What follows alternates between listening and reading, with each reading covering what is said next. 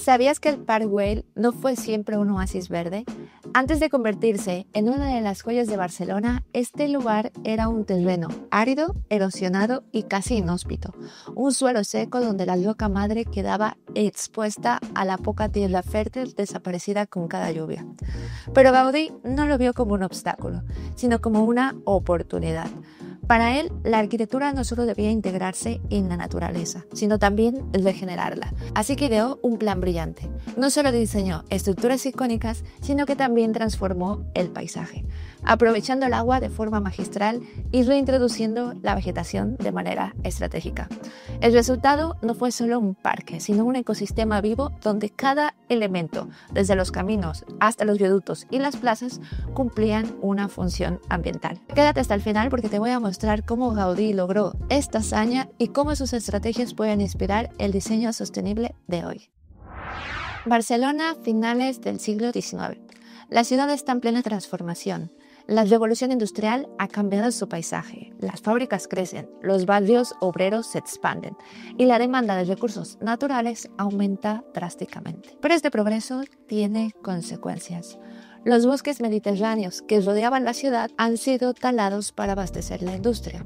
Las antiguas fincas agrícolas desaparecen bajo el avance urbano y lo que queda en pie se enfrenta a la erosión. En este escenario surge la montaña pelada, un terreno con suelos pobres, vegetación dispersa y zonas donde la roca está expuesta, dificultando la regeneración natural. Pero no siempre fue así. Siglos atrás, esta colina estaba cubierta por encinas y pinos mediterráneos. La deforestación impulsada por la industrialización redujo drásticamente su vegetación, dejando un paisaje árido y seco. Es aquí donde entra en escena Eusebio Güell, un empresario con una visión ambiciosa: convertir este terreno degradado en una urbanización inspirada en los jardines ingleses, es decir, un refugio verde para la élite de Barcelona, donde la arquitectura y la naturaleza convivieran en armonía. Pero había un problema: ¿cómo construir un barrio en una colina con suelos erosionados y escasez de agua? Aquí es donde aparece Antoni Gaudí, o Antonio Gaudí como lo conocemos en Latinoamérica. Mientras otros arquitectos veían un obstáculo, él veía una oportunidad. Sabía que la clave no estaba solo en el diseño de edificios, sino en regenerar el ecosistema. Y aquí el agua era el elemento fundamental para restaurar el suelo y permitir el crecimiento de esta nueva vegetación. Gaudí entendió que no solamente bastaba plantar árboles y esperar a que estos crecieran. Y para devolverle la vida a este lugar, diseñó un sistema de captación y gestión del agua que trabajaría con la propia naturaleza y no en su contra. Y así comienza la historia de cómo un arquitecto transformó un terreno degradado en un ecosistema funcional y autosuficiente. Captación de agua con el diseño del suelo. Cuando Antoni Gaudí llegó a la montaña pelada, se enfrentó a un problema complejo. El terreno estaba erosionado y con baja capacidad para retener el agua. La lluvia, digamos que no se infiltraba adecuadamente, lo que favorecía la escorrentía y la degradación del suelo. Intentar plantar árboles sin solucionar esto habría sido inútil. Por eso, su primer paso no es ponerse a sembrar como loco, sino rediseñar el terreno para captar y retener el agua. Y aquí es donde llegamos a su primera estrategia, que fue usar el suelo como una esponja. En el Park Güell, el suelo no solamente servía como base para la vegetación, sino como parte de un sistema de gestión hídrico. Gaudí diseñó un suelo poroso con capas filtrantes que permitía la infiltración progresiva del agua de lluvia, evitando la erosión y nutriendo el subsuelo. Aquí llegamos a uno de los elementos, la plaza de la naturaleza, que es un sistema de captación y almacenamiento donde, a simple vista, también conocida como el teatro griego, parece un espacio abierto con vistas a la ciudad. Pero su diseño tenía una función clave: permitir la infiltración del agua y canalizarla hacia la sala hipóstila. Y allí 16 de sus columnas huecas dirigían el agua a una cisterna subterránea de 1.200 metros cúbicos, asegurando su almacenamiento para la regeneración del sistema. Algo más fue los caminos y viaductas, que eran estructuras que captan el agua, y aquí es donde cada elemento del Park Güell tenía una función dentro del sistema hídrico. Por ejemplo, Los senderos y las calles, en lugar de ser completamente impermeables, estaban diseñados con pendientes estratégicas que dirigían el agua hacia puntos de captación. Los viaductos, además de sostener el terreno, contaban con depósitos ocultos en sus cabeceras para almacenar agua y regular su distribución en el parque. Además tenemos los muros de contención y los bancales, que servían como un control de la erosión, porque Gaudí sabía que sin un suelo estable no era posible sostener un ecosistema. Y por eso, en las zonas con mayor pendiente, diseñó muros de contención y bancales que al final lo que hacían era como que volver más lento la velocidad del agua y facilitaban la infiltración en el terreno.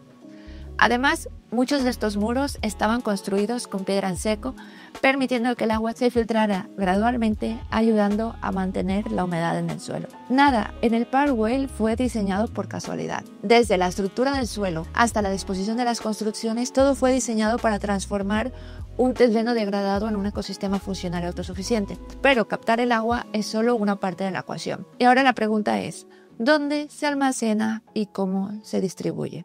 Y esa es la siguiente parte de nuestra historia. Almacenamiento y distribución del agua. Como ya te había mencionado, el corazón del sistema pues al final estaba debajo de la imponente sala hipóstila.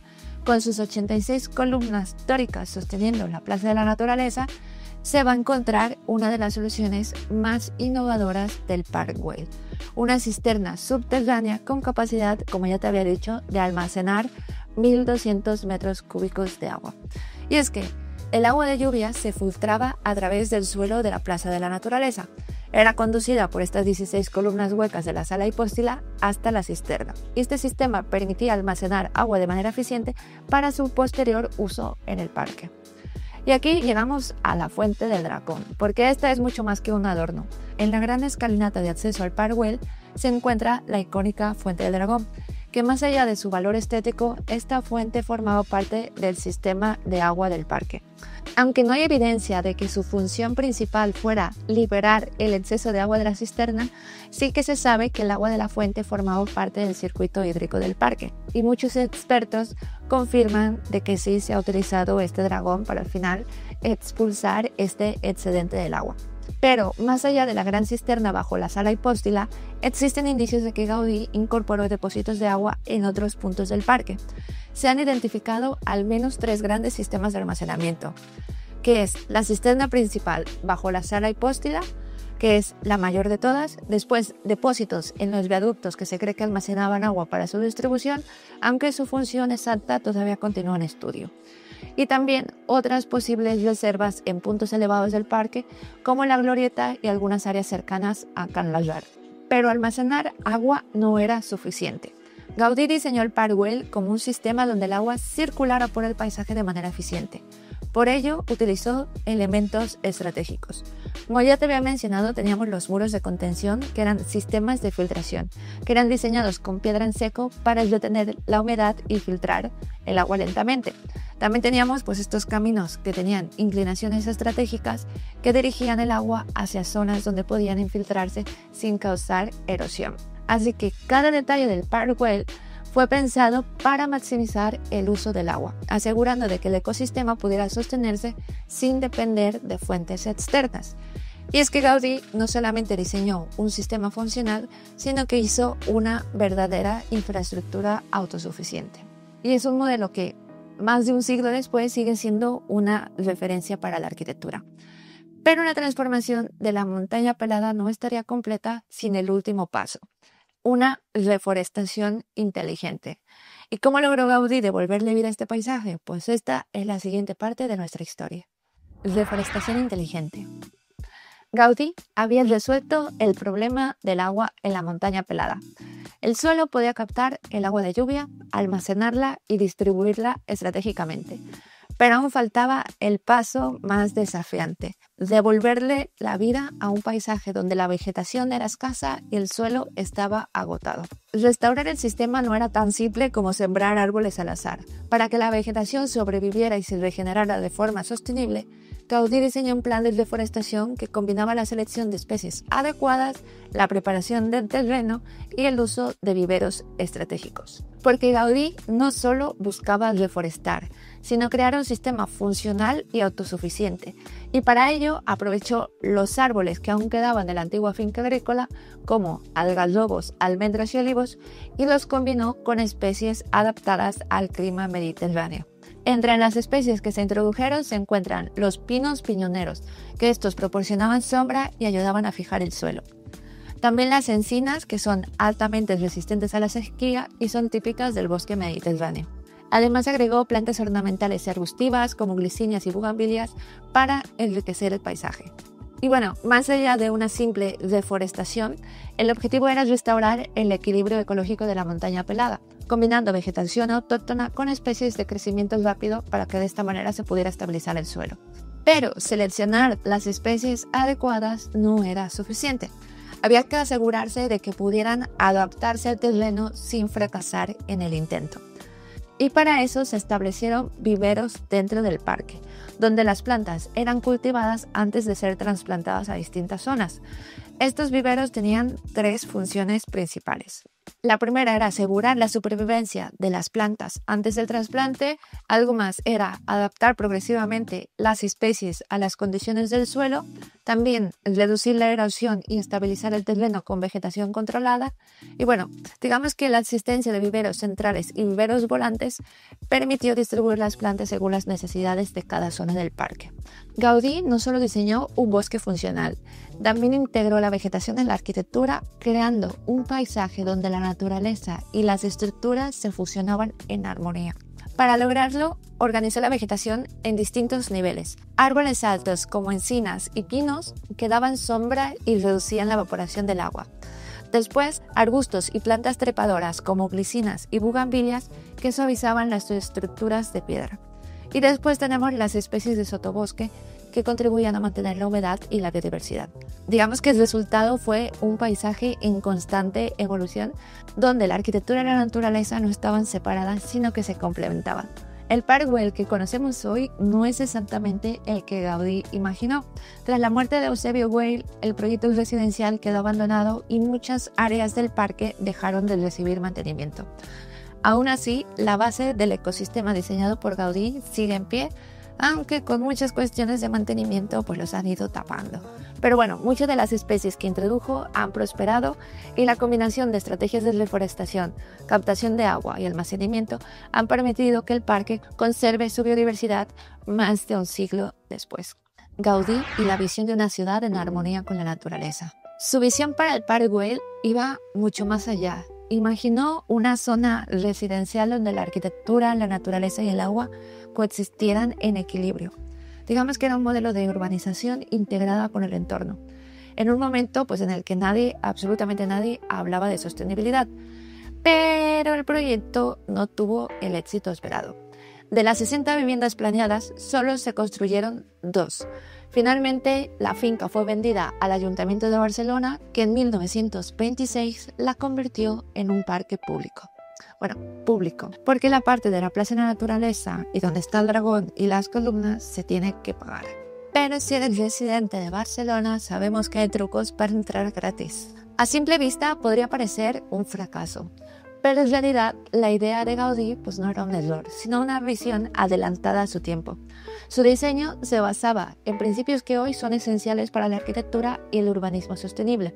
Digamos que si el Park Güell se hubiera consolidado como una zona residencial, Barcelona habría contado con un proyecto urbanístico que integraba la naturaleza en la vida cotidiana, mucho antes de que estos conceptos fueran una prioridad global. Porque Gaudí propuso un modelo de ciudad donde el agua de lluvia fuera aprovechada de manera eficiente, evitando el desperdicio y beneficiando la vegetación. También los espacios urbanos estarían integrados con la naturaleza, ¿no? Como te había mencionado, sin depender de parques artificiales desconectados de su entorno. También algo que él hizo era que la vegetación formara parte del paisaje urbano. De esta manera, pues ayudó a reducir todo el tema de la erosión y a proporcionar sombra y humedad. Y aunque en su época no existía el concepto de urbanismo sostenible tal como lo conocemos ahora, su enfoque anticipó muchas estrategias que hoy intentamos aplicar en nuestras ciudades. Así que cuando hoy hablamos de diseño bioclimático, ciudades verdes y resiliencia climática como conceptos innovadores, hace más de un siglo Gaudí ya aplicaba estos principios sin la tecnología moderna ni la teoría ambientalista actual. Al final, este enfoque demuestra que la arquitectura no tiene que destruir el entorno para ser funcional y estética. Al contrario, puede potenciarlo. Pero, ¿qué podemos aprender de Gaudí hoy? Que el Parc Güell no es solamente un atractivo turístico. Es un caso de estudio sobre cómo podemos diseñar ciudades que trabajan en armonía con la naturaleza. Y es que hoy en día muchas ciudades enfrentan problemas similares a los que tenía la montaña pelada en su momento: deforestación, pérdida de un suelo fértil, escasez de agua y urbanización descontrolada. Si aplicáramos estrategias como las de Gaudí, podríamos diseñar edificios y espacios urbanos que optimizaran el uso del agua, reduciendo la dependencia de redes artificiales. También podríamos recuperar ecosistemas urbanos con vegetación adaptada al clima local en lugar de parques que requieren de un riego constante. Otro tema más sería integrar la arquitectura con la naturaleza, evitando su separación en pequeñas zonas verdes aisladas. Y es que la visión de Gaudí nos deja una pregunta clave. Si hace más de un siglo logró diseñar un ecosistema autosuficiente, ¿por qué no estamos aplicando estos principios en nuestras ciudades? Y si quieres profundizar más en esta historia, te recomiendo leer la tesis Parc Güell, Arquitectura conformada por el agua, que habla acerca de esta gestión hídrica para la reforestación de la montaña pelada, y su autor es Claudio Lisias de Silva Bastos. Te voy a dejar el enlace en la descripción. Son 259 páginas de información fascinante sobre el legado hídrico y ecológico de Gaudí. Y si este video te ha inspirado y quieres conocer más proyectos de arquitectura sostenible, revisa la información que te dejo aquí. Y sin más, nos vemos en el próximo episodio.